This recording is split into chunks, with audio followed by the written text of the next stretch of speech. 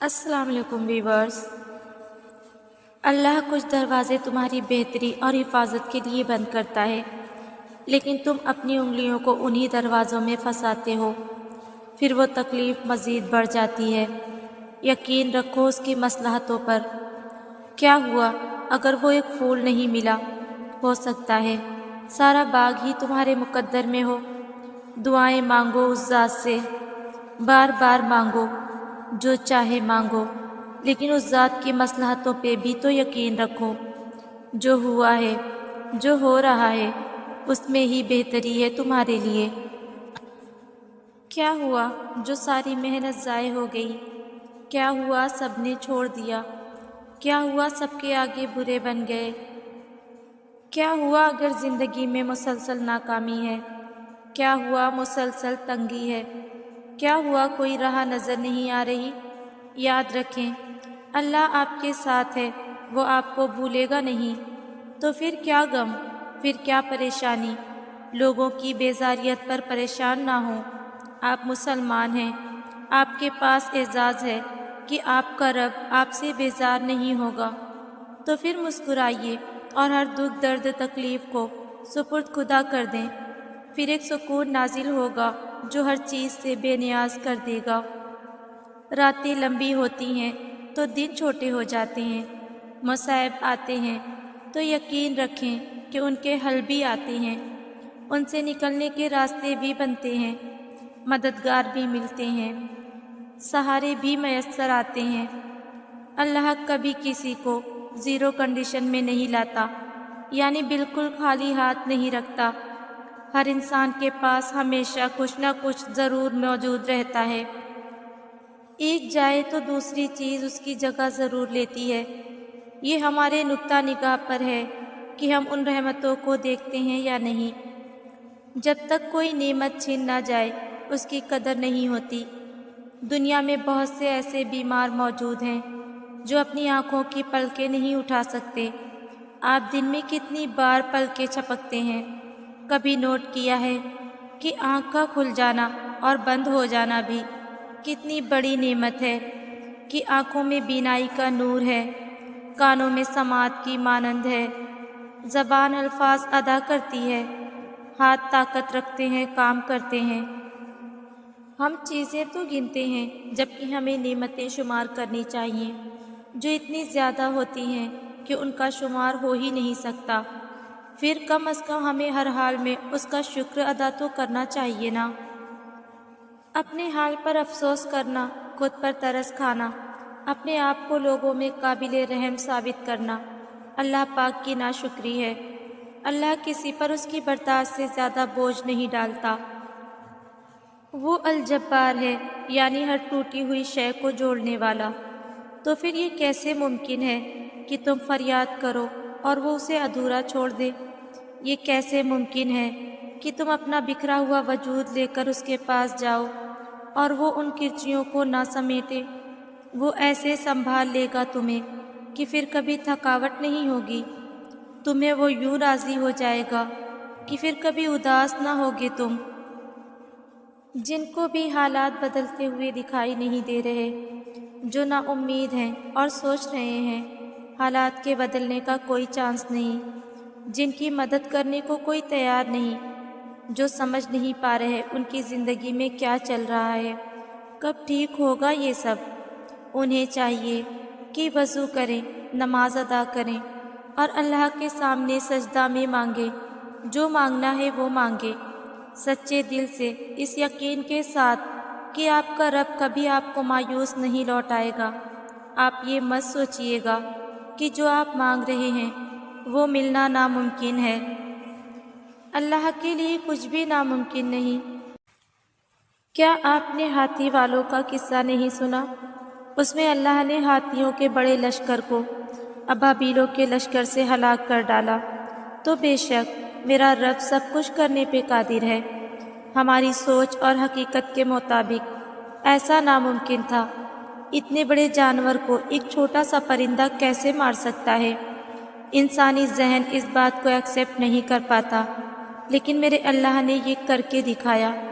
ایسے ہی اللہ سب کے معاملات ٹھیک کر دیتا ہے۔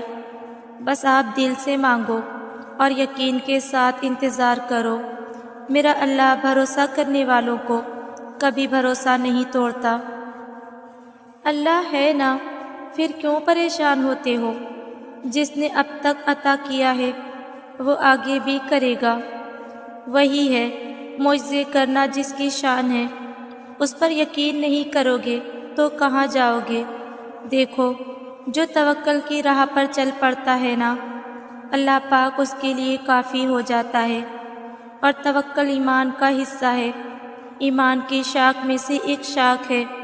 بس اپنے سارے امور کو اللہ کے سپرد کر کے مطمئن ہو جایا کرو۔ ٹوٹ گئے ہو تو کیا ہوا؟ محبت میں ہار گئے ہو تو کیا ہوا؟ گناہ کر بیٹھے ہو تو کیا ہوا؟ توبہ سے کتنے برس سے غافل ہو تو کیا ہوا؟ خدا کو بھول گئے تھے تو کیا ہوا؟ اب تو یاد آ گیا نا وہ، اب تو اس کی مصلحتیں سمجھ آ گئی نا، اب تو تمام گناہوں پہ شرمسار ہونا۔ یہی اس کی محبت ہے، یہی اس کا کرم ہے۔ جب اللہ کسی کو اپنی طرف لانا چاہتا ہے تو پہلے اسے گراتا ہے، پھر اسے اس کے عیبوں سے روشناس کرواتا ہے۔ اور توبہ کی توفیق تو تب تک نہیں ملتی جب تک اللہ نے معاف نہ کرنا ہو، صدیوں کے بعد ہو یا لمحوں کے بعد۔ جب بھی تمہیں خدا کا خیال آئے تو اس کی جانب بھاگ جاؤ۔ وہ بڑا غفور الرحیم ہے، وہ غصہ نہیں ہوتا، وہ تو پیار کرتا ہے، محبت کرتا ہے۔ جس نے تمہیں پیدا کیا وہی تمہارے اس ٹوٹے ہوئے وجود کو دوبارہ سے بنا کر کھڑا کر دے گا، ان تمام لوگوں کے سامنے جنہوں نے تمہیں ریزہ ریزہ کر دیا تھا۔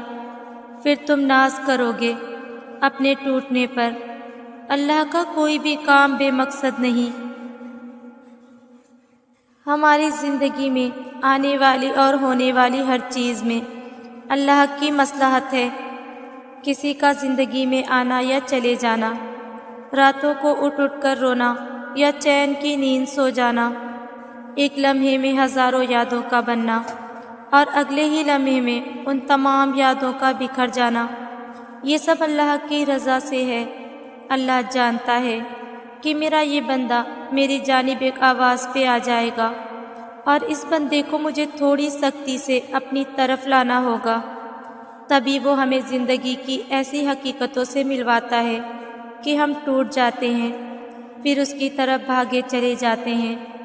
ٹھوکر پہ ٹھوکر اور بار بار گرنا، یہ چوٹیں پھر اللہ تک لے کر جاتی ہیں، اور لی جائے بھی کیوں نہ، اس کی دسترس میں ہی تو بس ہر زخم کا مرہم ہے۔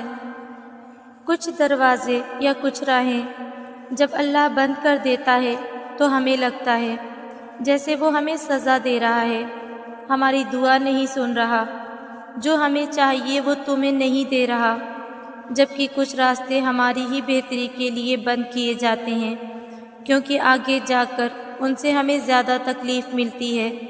یہ سزا نہیں ہے، بلکہ یہ تو اللہ کی محبت ہے، حفاظت ہے، کیونکہ وہ ہمیں مسلسل تکلیف میں نہیں دیکھ سکتا۔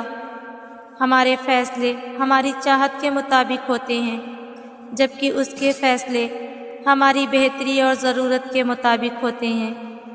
لیکن ہم یہ بات اکثر بھول جاتے ہیں، وہ سنتا بھی ہے اور جانتا بھی ہے، دیتا بھی ہے، ہر بات کا علم ہے اللہ کو، اور انسان تو بس ایک کچا منصوبہ ساز ہے۔ تم خود کو خود ہی تکلیف میں رکھتے ہو، ورنہ وہ تو بڑا مہربان ہے۔ جب انسان اللہ کے فیصلوں کا احترام کرنا سیکھتا ہے، جب انسان اللہ کی لکھی قسمت سے شکوہ کرنا چھوڑ دیتا ہے، جب اس کے ہر حکم پہ سر کو جھکا لیتا ہے، جو چیز پسند نہیں اس کا احترام کرنا، اور جو پاس رہ نہ سکی اس دوری کا احترام کرنا، جس نے برا کہا اس کا احترام کرنا، جس نے الفاظ سے روح کی، یقین کی، صبر کی دھجیاں اڑا دیں اس کا احترام کرنا۔ جو شخص احترام کرنا سیکھ جاتا ہے اس کی راہ میں دنیا کی کوئی بھی چیز رکاوٹ نہیں بن سکتی، اور اللہ تو ملتا ہی احترام سے ہے۔ جب تنہائی روح کا حصہ بن جاتی ہے تب اللہ روح کو یقین سے منور کر دیتا ہے۔ ہر اس بات کا یقین جسے عام شخص دیکھنے سے قاصر ہوتا ہے، اللہ کی موجودگی کا یقین، اس کی مصلحتوں کا یقین، اس کی رضا کا یقین، اس کی محبت کا یقین، اسے دیکھنے والی آنکھوں کا یقین، سانسوں کے بحال سلسلے کا یقین، لا حاصل کے حاصل ہونے کا یقین، ناممکن سے ممکن ہونے کا یقین، مسکراہٹوں کے لوٹ آنے کا یقین، وقت کے گزر جانے کا یقین، موت کا یقین، اور پھر موت کے بعد اللہ سے ملاقات کا یقین۔